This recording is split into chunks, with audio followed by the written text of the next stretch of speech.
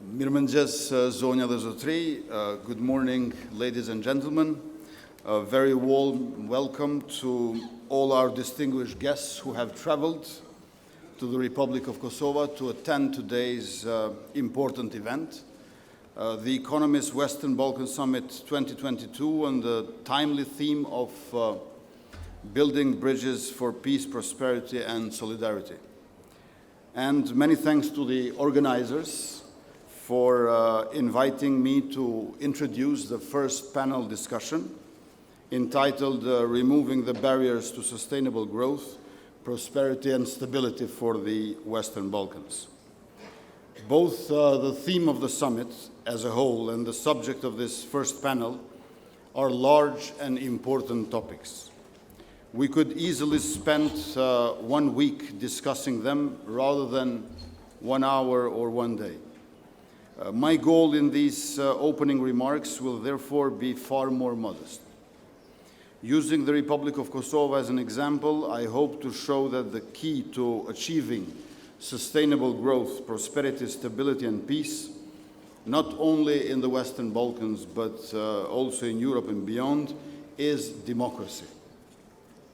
By democracy, I mean specifically the establishment and promotion of well-functioning democratic states and solidarity among such states. Our government took office on March 22nd last year with a commanding popular majority. Only 1.5 years later, we have already shown that democracy and economic progress go hand in hand. Of course, essential to democracy is the closely related principle of rule of law. A democratic government, to borrow the words of John Adams, is a government of laws, not of men. This is because the laws, having been approved by elected representatives, are the ultimate expression of the will of the people. Therefore, a truly democratic state must ensure that the law is fully respected by all and equality applied to all, to the rich and to the poor, to the strong and to the weak.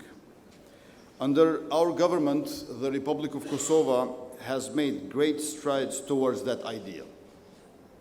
In the past year, we improved by 17 places in the Transparency International Corruption Perception Index and another 17 places in Reporters Without Borders World Press Freedom Index.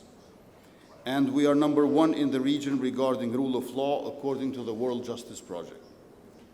Since we took office, law enforcement authorities have conducted around 800 police operations against economic crimes and corruption and arrested over 2,000 people, including approximately 300 public or state officials. They have disbanded 68 criminal gangs and confiscated over 1.7 tons of illegal drugs.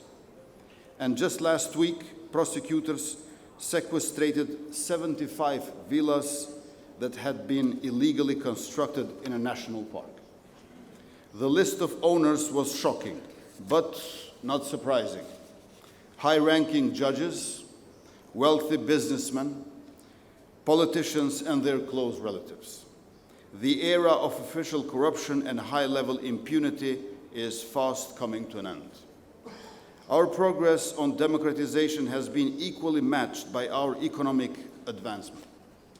We ended last year with 10.7% of GDP as economic growth and an 83.6% increase in exports, food and beverage, ICT sector, leather, textile, and especially wood and metal processing.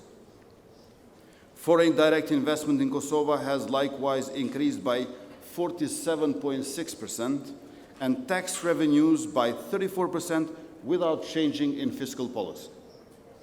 We have created over 25,000 new jobs, and this year's budget is the largest in the history of our country.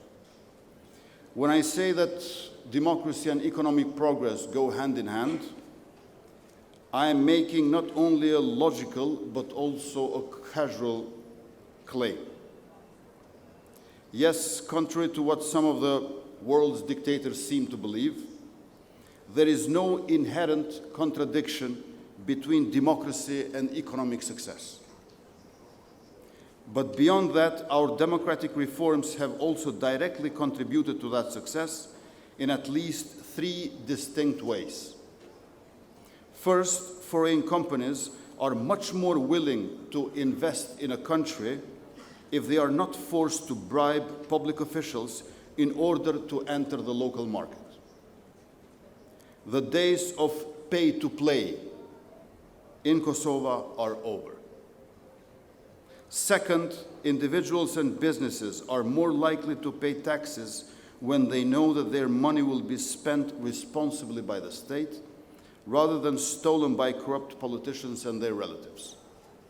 And third, when people are optimistic about the direction of the government and the country, they tend to spend rather than save. In all of these ways, our democratic reforms have helped power forward our economic progress. But despite this progress, we are always striving to do more to help our citizens weather the multiple crises afflicting the world today. Here also, Kosovo can provide a useful blueprint, a blueprint for how a well-functioning democracy can successfully manage a crisis for the benefit of all citizens, especially those least advantaged. This is especially significant because Kosovo is fighting a tough battle against the two most worrying economic threats confronting the world today: drastically reduced energy supply and rapidly increasing prices, especially of basic goods. Due to the past governmental inaction and neglect, these problems are hitting Kosovo citizens harder than citizens in some other countries. For instance, over the previous 2 decades, there has been an almost complete lack of investment in new sources of electricity generation.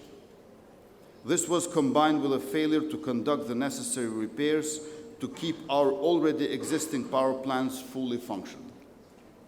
As a result, Kosovo has become excessively reliant on the import of electricity. Similarly, there has been a lack of government support for domestic producers and industries over the same period of time. This has made our citizens vulnerable to the rapidly increasing prices of foreign-produced goods. In the face of these unique challenges, our government has been guided by 2 overriding objectives. The first is a short-term objective, ensuring that our citizens are shielded as much as possible from the worst effects of the present predicament. Along these lines, we are currently enacting a substantial inflation relief package.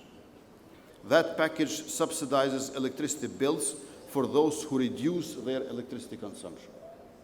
For example, for the amount of the energy that you save per month in this autumn and winter, in comparison to the same month of last year, we are going to double the subsidy of households. It also provides financial relief to pensioners, recipients of social assistance, students, and public sector employees. And finally, it offers incentives to private sector employers to increase their workers' wages in order to soften the blow of rising prices. Every private company which decides to increase the salary of their employees, we are going to subsidize 50% of the increase. Together with these short-term measures, our government is also taking steps to address those long-term problems that made our citizens excessively vulnerable in the first place. In the energy sector, we are implementing a new 10-year strategy that focuses on securing new sources of electricity, especially renewable sources. We have negotiated and signed a $236.7 million compact with the Millennium Challenge Corporation that will contribute substantially toward that aim. The compact allocates funds for a range of priorities, including battery storage to increase efficiency and enhance energy security. It will also expand employment opportunities in the energy sector for women and youth. Furthermore, we have implemented a number of permanent changes that will help citizens overcome both the current economic challenges and also future such challenges. Thus, among other initiatives, we have introduced long overdue subsidies for new mothers and children for the first time in the Republic of Kosovo ever. We have increased pensions by 11%, including pensions for disabled persons by 33%. And for the first time in our country's history, public higher education is completely free of charge. Only for PhD, you have to pay a bit. On the private sector side, we have allocated 108 million euros to aid in the expansion of local production and export industries. In the long run, this will reduce the exposure of citizens and businesses to fluctuations in the prices of imported goods. I want to close this address by saying a few words about the connection between democracy and peace, in addition to the connection between democracy and economy, especially in light of Russia's illegal war. History has shown us time and again that autocratic rulers, accountable to no one but themselves, often make liberal use of war as a means to personal glory, territorial expansion, or financial gain. By contrast, accountability to the people makes democratic states generally averse to war. If Russia were a genuine democracy, it would most probably never have invaded Ukraine.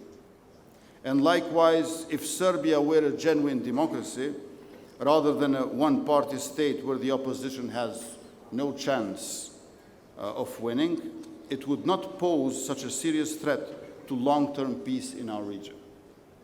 In this sense, President Biden's effort to promote democratic values around the world can just as well be seen as an effort to preserve peace among nations. By contrast, autocrats turn their backs on their people to embrace one another. Nowhere is this tendency on greater display than in the increasingly cozy relationship between Russia and Serbia. To begin with, Serbia still refuses to join EU and US sanctions against Putin and the wealthy oligarchs who help him remain in power. And since the war began, Belgrade has turned a blind eye to Russia's aggression, war crimes, and other human rights abuses. President of Serbia has displayed no qualms about entering into two major agreements with his friend in the Kremlin. The first agreement, negotiated in May, secures for Serbia a 3-year supply of natural gas from Russia.